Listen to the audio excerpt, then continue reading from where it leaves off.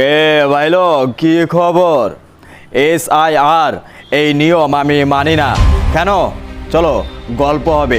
তার আগে জানার চেষ্টা করব SIR এটা কি, এই নিয়ম কে বানিয়েছে এবং কেন বানিয়েছে। ইলেকশন কমিশন অফ ইন্ডিয়া, আমাদের ভারতবর্ষের ইলেকশন কমিশন কে?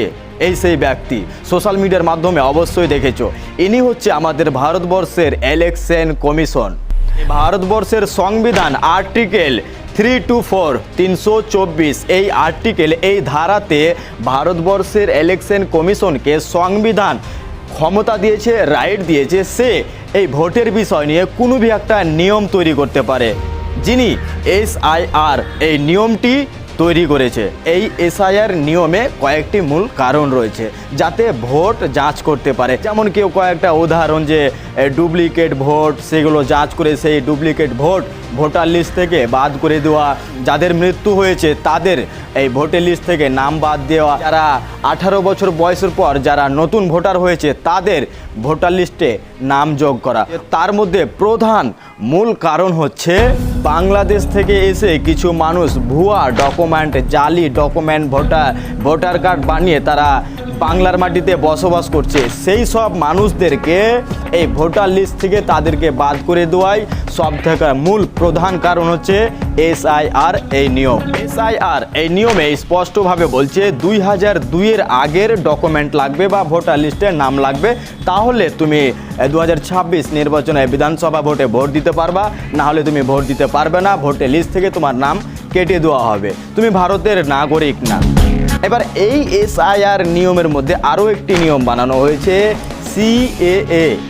এই নিয়মে স্পষ্টভাবে বলছে যে হিন্দু, শিখ, খ্রিস্টান, বৌদ্ধ, আদিবাসী, মানে যতগুলো ধর্মের মানুষ আছে তাদের যদি 2018-র আগেও যদি তারা ভোট দিয়ে থাকে বা কোনো ডকুমেন্ট প্রুফ আছে, তাদেরকে খুব সহজেই নাগরিকতা দিয়ে দেওয়া হবে, শুধুমাত্র মুসলমানদেরকে ছাড়া। আমি কি বলছি গল্পটা বোঝার চেষ্টা করতে হবে। SIR এই নিয়মের মধ্যে আরও একটি নিয়ম আছে, CAA। এই নিয়মে স্পষ্টভাবে বলছে শুধু মুসলমান জাতি ছাড়া যতগুলো ধর্মের মানুষ আছে সবাইকে খুব সহজেই 2018-র যদি কোনো আইডি প্রুফ থাকে, ডকুমেন্ট থাকে, তাকে খুব সহজেই নাগরিকতা দিয়ে দেওয়া হবে, শুধু মুসলমানদেরকে দেওয়া হবে না। আমি কেন বলছি যে SIR এই নিয়ম আমি মানি না? যেই SIR নিয়ম বানিয়েছে ভারতবর্ষের ইলেকশন কমিশন সংবিধান অনুযায়ী, সেই সংবিধানে কোনো জায়গায় উল্লেখ নেই যে নাগরিকতার সাথে ধর্মর কোনো সম্পর্ক আছে।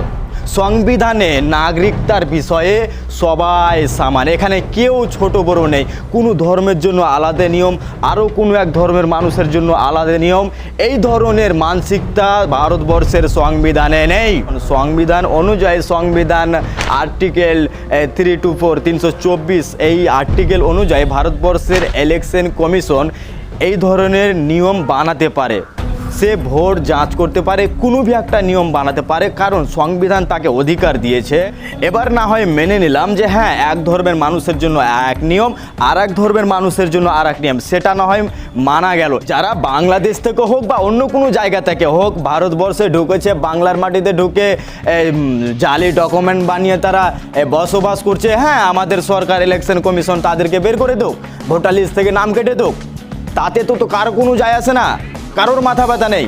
কিন্তু এই বিষয়কে কেন্দ্র করে যারা বাংলার মাটির জনগণ, যারা নাগরিক, তারা কেন হয়রানি হবে? তাহলে আমি একজন ভারতের নাগরিক, পশ্চিম বাংলার একজন নাগরিক, আমি কেন হয়রানি হব? আচ্ছা, বাংলাদেশ থেকে যদি কিছু মানুষ ভারতে ঢুকে যায়, তাহলে তো বর্ডার আছে, আমাদের BSF আছে। আচ্ছা, সেই বর্ডার, সেই BSF কার দায়িত্বে আছে? ভারতবর্ষের গৃহমন্ত্রী অমিত শাহ। তো যদি কোনো এক দেশ থেকে আমাদের ভারতবর্ষে কিছু মানুষ ঢুকে যায়, এর দায়কে আপনি একজন সাধারণ মানুষ, না ভারতবর্ষের গৃহমন্ত্রী সরকার? আবে যে গৃহমন্ত্রী, যার কাছে BSF বর্ডারের দায়িত্ব আছে, দোষটা তো তার। সে কিভাবে দায়িত্ব পালন করছে যে অন্য এক দেশের মানুষ ভারতবর্ষে ঢুকে যাচ্ছে, জালি ডকুমেন্ট বানিয়ে তারা বসবাস করছে। এবার বলি কেন এই নিয়ম আমি মানি না। ভারতবর্ষের সংবিধান অনুযায়ী ভারতবর্ষ চলে, সেই সংবিধান অনুযায়ী জয় কুমার ভারতবর্ষের ইলেকশন কমিশন হয়েছে, সেই সংবিধান অনুযায়ী SIR নিয়ম বানিয়েছে, যার অধিকার, রাইট, ক্ষমতা তাকে সংবিধান দিয়েছে, তার কাছে অধিকার আছে। কিন্তু CAA এই নিয়মে স্পষ্টভাবে বলছে যে মুসলমানদেরকে ছাড়া সব ধর্মের মানুষ যদি 2018-র কোনো ডকুমেন্ট দেখাতে পারে তাকে নাগরিকতা দেওয়া হবে, ভোটার লিস্টে নাম উঠবে।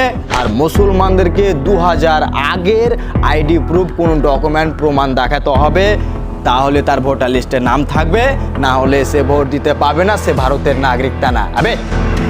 এটা সরাসরি ভারতবর্ষের সংবিধান বিরোধী একটি নিয়ম বানানো হয়েছে, যে নিয়ম আমি মানি না। বাংলার মাটিতে আমরা জন্মেছি, গুজরাটে বসে থাকা মানুষ সিদ্ধান্ত নিবে বাংলার মাটি কিভাবে চলবে না চলবে। এই বাংলার মাটি আমাদের, এই বাংলার মাটিতে কি হবে না হবে সেটা আমরা ডিসাইড করব। এই বাংলার মাটি কারোর বাবার নয়। উত্তর দিনাজপুর, জয় বাংলা।